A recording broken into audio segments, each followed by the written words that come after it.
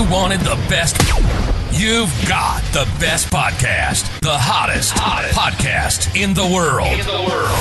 The Chris Voss Show, the preeminent podcast with guests so smart you may experience serious brain bleed. The CEOs, authors, thought leaders, visionaries, and motivators. Get ready. Strap yourself in. Keep your hands, arms, and legs inside the vehicle at all times, because you're about to go on a monster education roller coaster with your brain. Now, here's your host, Chris Voss. I'm Voss here from thechrisvossshow.com. Ladies and gentlemen, there listening to the Mix Official. Welcome to the big show. As always, the Chris Voss Show is the longest running podcast in existence that still publishes 1 to 2 new shows a day. So help support the oldest podcast. If we outlive everybody, hopefully we'll keep doing it. But we just keep pumping out so much content. You have plenty to binge on. Go to goodreads.com/Chris Voss, linkedin.com/Chris Voss, Chris Voss 1 on the TikTokity, and all those crazy places on the internet.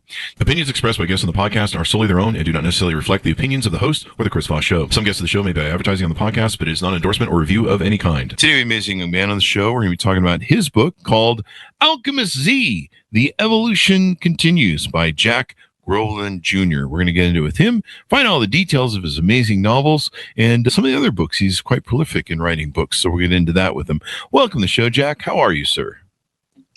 I'm feeling really good, and I'm thankful to be on your show. And I'm thankful we have you on your show, and I'm going to try and shine off your feeling goodness and see if I can get the caffeine in my brain. So, Jack, give us .com's, websites, YouTube's, wherever you want people to find you on the interwebs. You can reach my email, my name, Jack Groverland, at outlook.com. And I would appreciate anything you have to say after reading the book that you might have to comment on or ask a question about. But I'm there for you. I'm wide open. I love communication, just as I understand that Chris does. Chris is in the same vocation as I am, where we communicate. We try. At least you do, but I'm not sure I do. I'm just trying. see how much I left that part up? I can't even do the joke right. Communication is everything. And it's a creative element. It really inspires us. And I know it inspires Chris as well, because he does it. And so he tries to. Communication is everything. We need to really awaken everyone we can, ourselves included, to the ideal of the mind having the ultimate power to create the life a person wants to create. And I don't know if very many people know about that, but that happens to be the truth we should be discovering. Give us a 30,000 overview. What's inside your book, ALCHEMIST Z? That began with a vivid dream that I had. I was in a crowd of people watching a magician with a black cape performing magic tricks. But in the crowd, I was behind him, so I couldn't see his face. Except moment to moment, I'd see a profile of his face.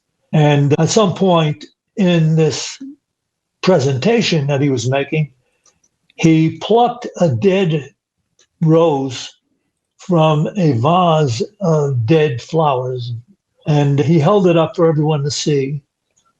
And holding it up, he drew it closer to his face, and he mumbled some type of chant or something which was intelligible to me. And the flower slowly came back to life in his hand. Wow. Grew up straight and tall and beautiful wow. Red rose in his hand. Uh-huh. And of course, everyone around applauded the trick that he did. And I knew then that he wasn't just a magician. I knew from some intuitive level that he was an alchemist and that he was performing his tricks to gain the confidence of the people around him. And he was not necessarily a sincere or noble character. He was more or less an ego-centered character who used black magic to gain people's attention. I was picking that up inside myself And I think it all came to light because the only thing I remember as I woke up after remembering a very vivid dream was that he dropped the flower when he was done to the floor. Once he got the applause he was looking for, he just let it go, dropped it to the floor with a disregard that indicated there's something about him that wasn't exactly noble in a sense, or beautiful or righteous in any way. So that's led me to look into, I've been interested in alchemy over the years. And so I went back into looking into it and thinking about it. And I thought, I am going to write about this character. And so that's how it all started. It didn't start with an outline about alchemy or anything like that. It started because as I was thinking about alchemy and the things that were stated down through the medieval ages about the ability of alchemists to transmute ordinary metal into gold, or to have an elixir that could bring longevity or eternal life to someone. I also picked up elements about alchemists being very deceitful, and in some cases, they would do things that are really against the law, totally.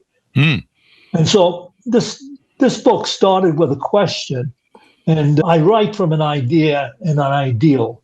My ideal is, as I do when I speak to people in public, I want people to be inspired to look a little deeper beyond their preconceived notions of life. So this book starts with an idea that's something like this. Is premeditated murder ever justified? And it goes on to, is premeditated murder of an innocent person ever justified? And of course, the overwhelming response from people would be, no, absolutely not. But if you were to think, just for a moment, this has nothing to do with the story in my book, but okay. I want to clue people in on the way I write.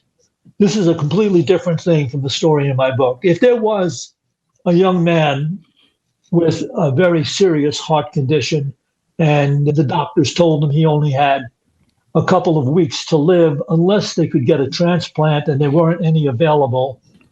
But he came into an understanding that there was an old man who broke his leg and was in the hospital, and he hacked into the computer at the hospital to find out that this guy at 80 years old had a very powerful heart. It was perfect. And his blood was right with the whole idea for this kid, if this guy would ever be open to doing a transplant. It turned out that the guy really was willing to give his organs over when he died, but he was not willing to do it before he died. And so this kid then goes at night, puts a pillow over the face of this man who's 80 years old, and he's gone. But then, is that justifiable? I mean, you think about it, it might seem to you to be somewhat justifiable. Here's a kid, 17, 18 years old, who's not going to live for another couple of weeks. And here's a guy, 80 years old, that has lived his whole life and has the heart he needs. All right. I'm just saying, be ready for this kind of questioning to take place in my characters, especially with the alchemist, who is a totally uncouth, unconscionable guy. He is that way because he has found a power to release him from the infirmity and the decrepitude of old age and death. Really? He has found a way to do that. And he has been alive since the 19th century, living in stolen bodies down through the ages. Oh, wow. And this opens everything up for a lot of interesting plots and relationships among other characters. Most of the other characters are noble. There's one that's questionable. But you have a priest who has lost his faith in God and is contemplating taking his own life. You have a Generation X girl who's 18 years old, And she is living a life in an attempt to understand the meaning of life from a deep-seated understanding for her that the only thing that people ever have to live up to is love. So she's kind of like one of my favorite characters, but she cannot be persuaded to be devious in any way, anyhow. Oh. And then you've got, and you can jump in anytime you want to ask a question. Sure. Because I was actually going to ask you about the characters, but you're filling it out for me. Okay. Yeah, here's what happens. If you scratch a minister, he bleeds a sermon. So if you scratch an author who was a minister, he bleeds an entire book. So here it goes. The characters that somehow or other find their way into the experience of this alchemist is a priest that has lost his faith, a young millennial Gen X girl that believes love is the only thing anybody ever has to live up to, and there is no guilt. She has no guile. She has left her parents to live a life in which she just wants to know the meaning of her relationship in life itself. And then you have a detective who has an uncanny ability to know when someone is lying. He doesn't know why they are lying, but he knows without a shadow of a doubt when someone is lying. And he's not liked very much by the people that he works with, the police that he works with, because they poo-poo his ability to do this and quite often ignore him. But he's an interesting character that gets involved with following some leads that lead to this alchemist. And the one thing that really makes the book exciting is that while the alchemist cannot or will not die of old age, he could be killed or he could die accidentally. So he has to be on the lookout for anything that could expose him, because his whole understanding has been since the 9th century that if people come to understand someone has the ability to live forever, their inner jealousy and their inner disgruntledness about it, that he can do this, and they never would have that chance, will lead them to try to prosecute him in any way they can. And back when the laws weren't as relevant or present as they are in this modern day drama in my novel, back in the time, the centuries before, they would simply burn an alchemist at the stake. Oh, wow. Well, they would drown him, and which was the fate of his mother. But since the 9th century, he's been gaining an understanding about life and how to live it, because he simply enjoys the pleasures of the flesh beyond what anybody could imagine. He has nothing to worry about, because whenever his body reaches a certain age, he decides he's just going to go and steal another brand new, young, healthy body and carry on from there. So it opens to a lot of interesting elements and ideas that arise out of this. And you can see because he is impervious to life as we understand life, he doesn't mind committing any type of crime with his powers, his dark powers, knowing he can get away with it. Plus, if you think about how much being finite in our lives determine how we live them, although sometimes we get in a mindset we're immortal. I've lived through periods of my life where I was just like, maybe I live for a long time, but then stuff happens, and so we have to deal with all that. But yeah, you've got a lot you can work with there if you have a character that you can just, I guess, embody anybody they want, right? That actually sounds fun. Not saying it sounds very ethical, but no, there's nothing ethical, nothing ethical about the alchemist. Yeah, but it makes for interesting adventures, I'm sure, in the book, right? And quite often some really wild, funny things that occur in the novel. And a little bit of humor. Would you call it more of a thriller then? It is a thriller that incorporates the occult, the conundrum of life itself, which when I write, it's the same thing when I still speak publicly. But when I'm speaking publicly, I really like to inspire people to let go for a while any preconceived notions you may have about life and how it actually works. Because quite often I will use myth and fantasy to get people to discover that deep down at the core of their nature, they understand something that is beyond the normal kin of life in the earth. And they start to understand the spiritual side of their existence having a lot more validity and a lot more effect upon the lives they are presently living. And I'll tell you what the basis for this is.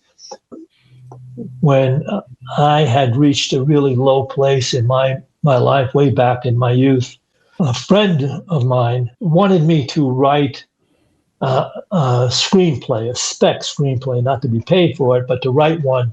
He was one of the first street musicians in New York City. And I said, I'm not going to do it. I don't write anymore. You got to pay me if you want me to write.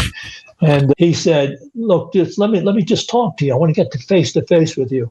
I said, look, I'm at the Horn and Hardart cafeteria every night around midnight and thereon.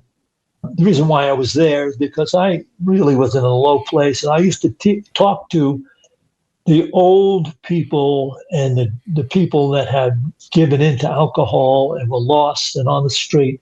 They wound up, a lot of them, in the Horn and Hardart cafeterias. And I would ask them the question, was there ever a time in your life when you thought there was a reason, really a good reason to get up in the morning and go about living? Really? And I got a lot of great answers from those people. But he showed up there, handed me a book I never asked for. And the book was about the sleeping prophet, Edgar Cayce. Oh. I don't know if you've ever heard about Edgar Cayce.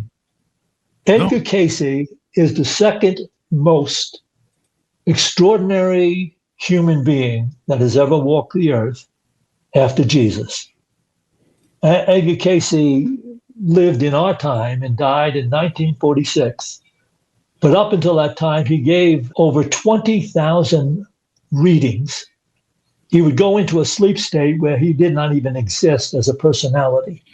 And people could ask him a question about a particular life. Anyway, this was my beginning into the search for reality, the search for life. What is the meaning of life? Because I had reached that place where life seemed to me there wasn't any. That life has no meaning whatsoever. You struggle through day after day, try to keep yourself inspired and healthy enough to get through the day, but there's nothing there really worth seeking desperately to know.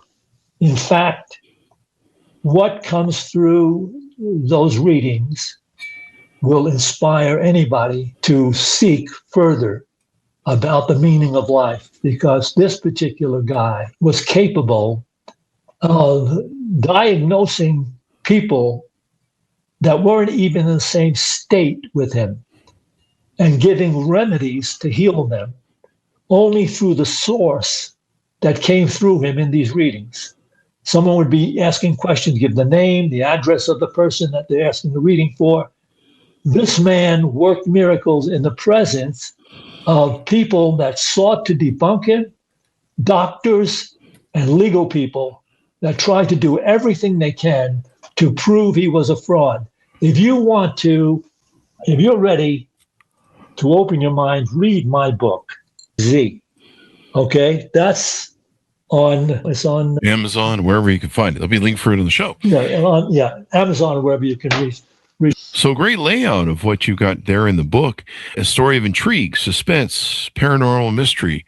Have you been into this sort of thing for a long time, or was it that moment that you described that was the inspiration for the book when you met that alchemist? Were you into that sort of mystical arts, magician, maybe whatever you want you term it? Were you into that a long time before that? And Yes, I was. Yes, I was at a very early age. Once I was introduced to Edgar Cayce and his work and his readings, I went to a very tiny, unkempt, makeshift kind of center in New York City, which was in a bad neighborhood. And it was up a long flight of stairs, and it was over a Chinese restaurant. But they had there, they were studying the Edgar Cayce readings and things that had to do with phenomena that Edgar Cayce had come through him in his readings, etc. And so there was a dream interpretation group going on almost all the time, and meditation groups taking place. People who were really seeking. There wasn't a lot of people there when we got there.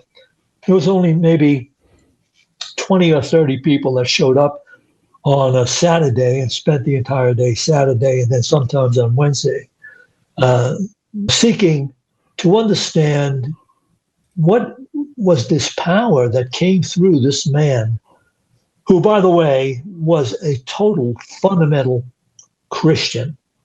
And he was so disturbed himself because he never knew what he said when he was in that state, that trance state. He gave readings about reincarnation. He gave readings about life after death. He gave readings about healing. He gave readings about the power of the mind, which he said is the greatest power on earth, and people don't really use it effectively to make their lives work the way they should be working, the way the creation expected them to work. But we've lost touch with tending to our thoughts and understanding, so that we think we're objective observers in a world of separate phenomena.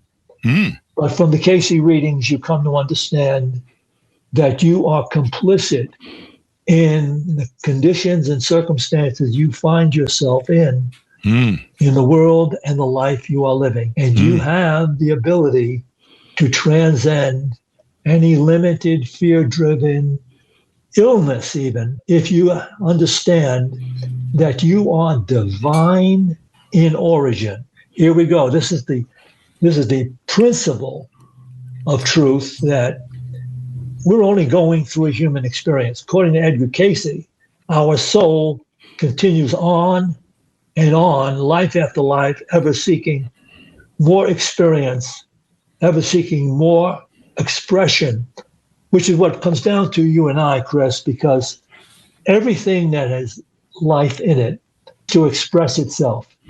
That's the nature of the creation. And everything will be expressing itself in accordance with what they believe and think to be. And if they don't like what they're meeting in their lives, they can refine their expression. They can take to task whatever limited thoughts they have come to live by, beliefs that they have given into. They can transcend them with their own mind using particular spiritual practices. So anyway, that's why from the very beginning of my awakening in life, from the depression, the serious depression that I was in, that awakening, I have always been involved in dream interpretation and spiritual insight and mind for the purpose of living effectively, joyfully, beautifully, powerfully in whatever circumstances you may find yourself. Sounds like you found your purpose in life. I think so. And that's why I say, no, your vocation is the same thing. You're a believer in dialogue.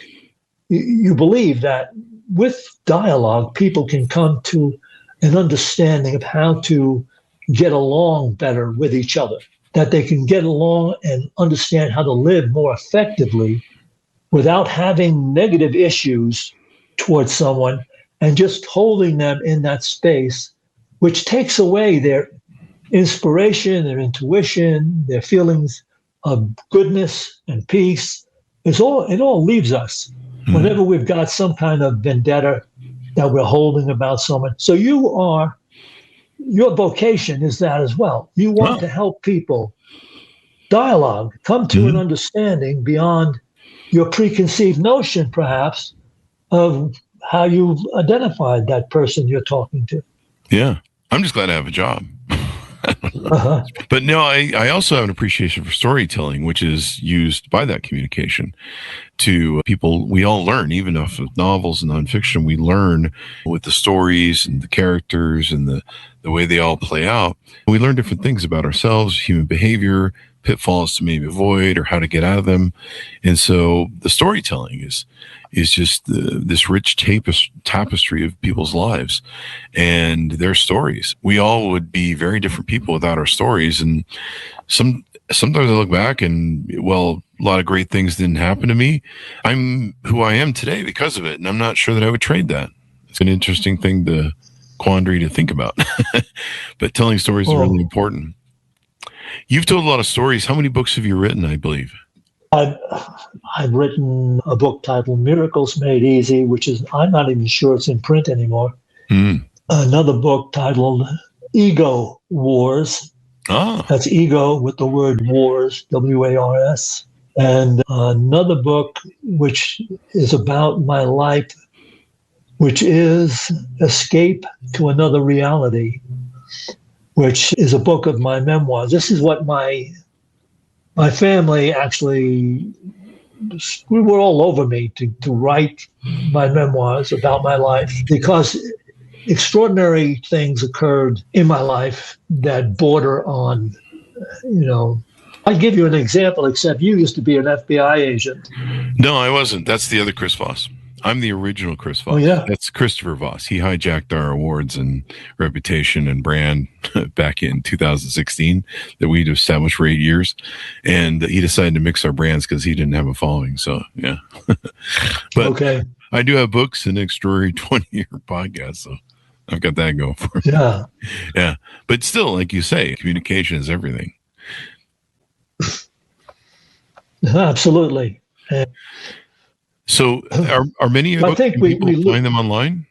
You might be able to find Ego Wars, but I think it's been retitled since that initial. I think it's now called, RILL, R-I-L-L.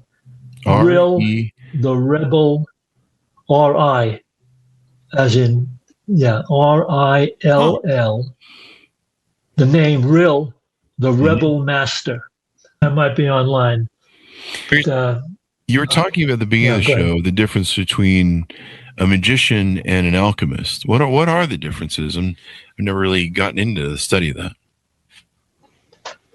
All right, the alchemist, actually, if you look back at alchemy during the medieval period, they believed that they could do extraordinary magical things. But the difference between a magician and an alchemist is that the alchemist uses the power of his understanding or mind, where the magician just uses techniques that fool people in the present state of awareness, whereas the alchemist actually believes that he can transmute base metal, and he can actually come up with ways to extend life beyond the aging process. And supposedly, if you read some of the books on alchemy way back in those days, they swear there are people still alive today who are alchemists. And I will say this, but I want to say it in a way that's not going to make me lose me any readers. There seems to be at the forefront of the leadership in the world right now. People that may have at least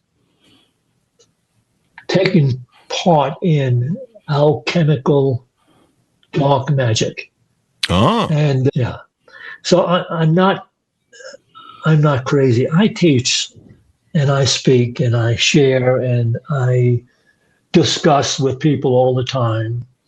My whole object in life is quite a bit like yours. I just want people to go a little deeper in the realization that they are divine in origin. The Bible's not lying to you when it says you're made in the image and likeness of God. And that power exists within us. And according to Casey, mind is the greatest power in all creation. Yeah. And if you use it right, you can find how to live more effectively, beautifully, joyfully, and without concern for the future or death itself. What a wonderful message, man. It's a great message. So do you see this maybe becoming a series or further books coming in this with the same characters? Yeah, I see it as being a series. I wrote some screenplays along the way, but I always enjoyed writing and using it as a tool. But I can say this.